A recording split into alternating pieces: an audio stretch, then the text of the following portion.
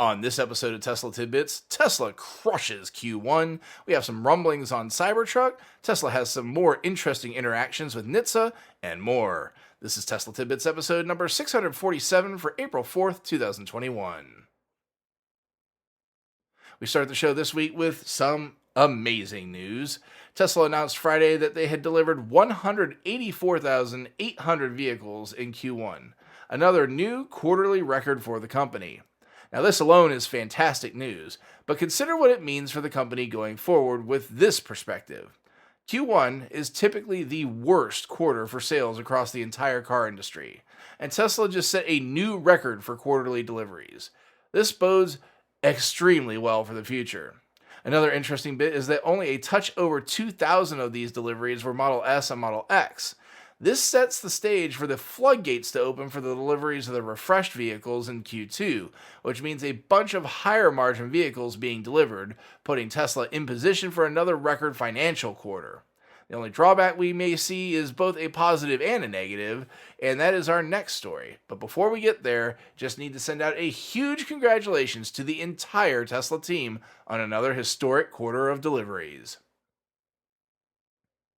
So, speaking of that positive and negative story, another potentially huge impact on Tesla came Wednesday when President Biden unveiled his American Jobs Plan to the country.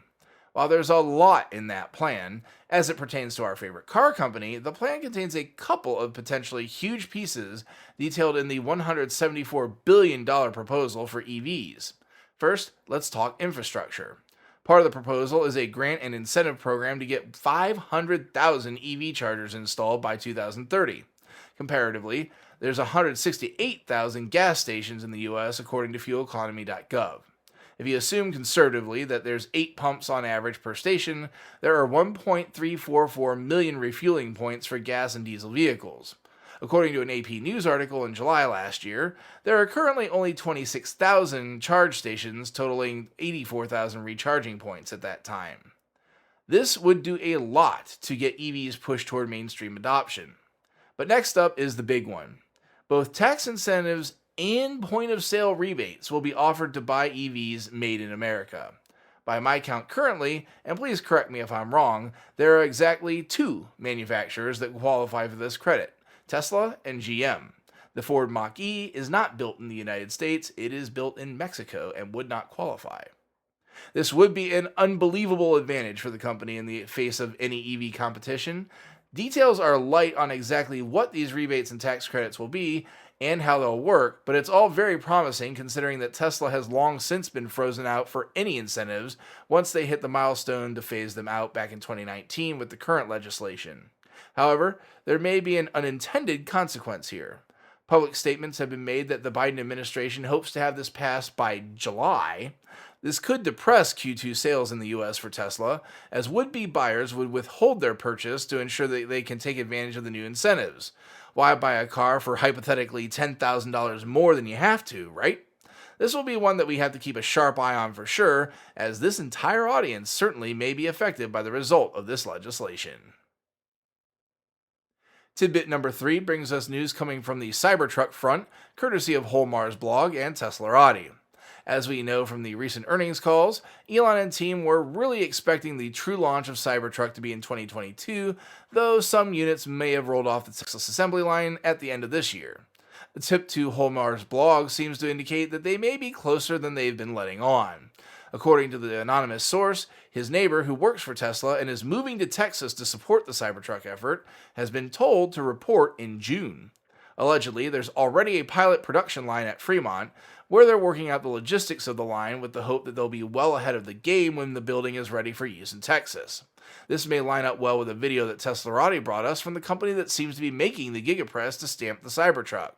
Idra posted a video to their YouTube channel showing off a massive machine that by all appearances is the one that Tesla will take delivery of. In the video, they reference Tesla, though not by name, saying, quote, "We are very proud to announce that today, on the 16th of March 2021, we've been able to secure the first order for an 8,000-ton die casting machine. This order is being placed by a leading global manufacturer for new energy vehicles," end quote.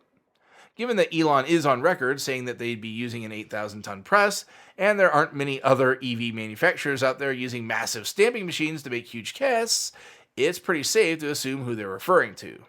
They go on to mention that this press would be useful not only for trucks, but other light duty large vehicles as well, such as SUVs.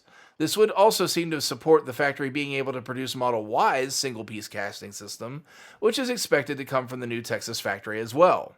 If line workers are being directed to report in June, that means that Tesla expects to have no worse than a prototype line ready for people to staff. Even if they take 4 months prototyping the line, that would still leave an entire quarter to produce production vehicles, which would be way ahead of schedule for production. As that production nears, news will come fast, and I'll be ready to get it to you. Good luck to all the Cybertruck reservation holders. Next up are 2 stories on subjects that the National Highway Traffic Safety Administration has opinions on. Firstly, from The Verge, apparently there was question as to whether Tesla would be allowed to use the automatic gear select system that it had developed, or even failing that, the touchscreen interface that we saw recently surface. Per a NHTSA statement to The Verge, quote, NHTSA is aware of the touchscreen shift control Tesla developed for its Model S and other vehicles. A properly configured transmission shift control operated by means of a touchscreen interface would not violate federal motor vehicle safety standards. Also, Tesla has certified compliance with all applicable safety standards. At this time, there are no known compliance concerns related to the shift control configuration. End quote. While we do have a clear ruling here, moving over to a Teslarati article, we don't so much on the steering yoke. Last episode, we'd heard via an anonymous engineer that regulators had not approved the yoke yet, and that it would have to be retrofitted onto vehicles for owners that would like it. This looks to be confirmed when paired with this Teslarati article. It would seem that Tesla may have jumped the gun a touch with advertising and selling cars depicted with the yoke to customers, as NHTSA issued the following statement about the yoke. Quote, NHTSA is aware of the recently launched Tesla steering yoke in certain Model S vehicles. We requested and received information from Tesla about the steering yoke, and we remain actively engaged with the company during our review. NHTSA routinely engages with auto manufacturers and suppliers to better understand the new technologies and features that they develop and introduce to the U.S. fleet. End quote. Further in the article, Teslarati tells us that NHTSA asserted in February that it, quote, cannot determine if the steering wheel meets federal motor vehicle safety standards. We will be reaching out to the automaker for more information, end quote. This will be a rather interesting situation should NHTSA rule that the yoke cannot be implemented. Tesla advertised and is selling something they literally would not be permitted to deliver, and I'm not sure how you can really remediate this short of permitting the return of the vehicle if you really care that much about having a yoke. Here's hoping we get the easy route here, and NHTSA simply approves the new steering method. Tidbit number 5 today sees us at Teslarati again, where we have a parking garage that has a bit of a problem, and so they're blaming autopilot to try to get out of it. An unfortunate Tesla owner had handed over his keycard to a parking attendant for valet parking of his blue Performance Model 3 and had requested for the valet to retrieve the car. Moments later, the owner heard a crash and saw part of the wall of the parking garage fly onto the sidewalk below. He ran to check the cause, and unfortunately, his car was it. In a moment of, thank goodness I drive a Tesla, the valet flatly denies they had any part in it, and that autopilot had suddenly engaged and accelerated the car into other cars that ultimately did the damage to the wall. After a bit of an odyssey to get the crash records, the owner presented the evidence to the garage, showing that their employee stamped the accelerator, likely on accident while trying to hit the brake, and was most certainly at fault. Yet, the company isn't budging on denying that claim. The owner has turned this evidence over to his insurance company, which is now fighting the battle for him. But this goes to show that it pays to drive a Tesla, as in another vehicle, you may have had no recourse to discover what truly happened and had to eat the cost of someone else's mistake.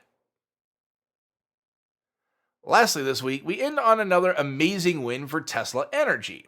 For those that are also into tech, and specifically Apple tech, you know that they have a massive campus in Cupertino that looks rather like a spaceship from the outside. One of the big keys to building that campus was Apple committing to a zero carbon footprint as part of the operation of the massive location, and it has backed that up by installing loads of solar panels on both the campus itself and off-site to feed this location's thirst for electrons. However, as we all know, solar and wind are not infinite, as we do get cloudy days and, well, night, as well as bright, shiny, but windless days. And as we all also know, the solution to handling these is putting excess production into battery installations. Apple has selected Tesla's Megapacks to provide a 60 megawatt storage installation to pair with the 130 megawatt solar farm off site that powers the Apple headquarters. Apple is very cognizant of leading by example here, judging by a quote from its VP of Environment, Policy, and Social Initiatives, Lisa Jackson. Quote, "The challenge with clean energy, solar and wind, is that it's by definition intermittent. If we can do it, and we can show that it works for us, it takes away the concerns about intermittency and it helps the grid in terms of stabilization. It's something that can be imitated or built upon by other companies." End quote.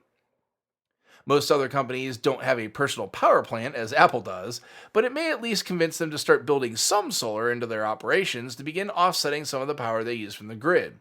Depending on the location, the benefit ranges from, at minimum, grid stabilization and monthly cost savings, to a maximum of both those things in addition to burning less dirty fossil fuels. Regardless of the situation, adding solar to any project is a definite plus, and here's to Apple influencing other companies to follow their lead. That'll do it for this week's show. Thanks to all my patrons supporting the show at patreon.com/Tesla Tidbits. And as always, I have a special shout out to all the super patrons supporting the show at the $10 plus level. They are Ryan Scarborough, Lee Sweet, William Henry Crew III, Dorian Steve Guberman, Ralph and Cheryl Waterhouse, Todd Sullivan, Zortech LED Canada, Raymond and Deborah Malkowitz, Vicky Kirk, Ricky Johnston, Nathan Garza, Ed Patterman, Sunil Joseph, and Brad Lettner. If you have feedback for me, the best way to be heard is to tweet at Tesla Tidbits and use the hashtag AskTeslaTidbits if you'd like your question to be considered for the show. Until next week, keep it charged and hit the road.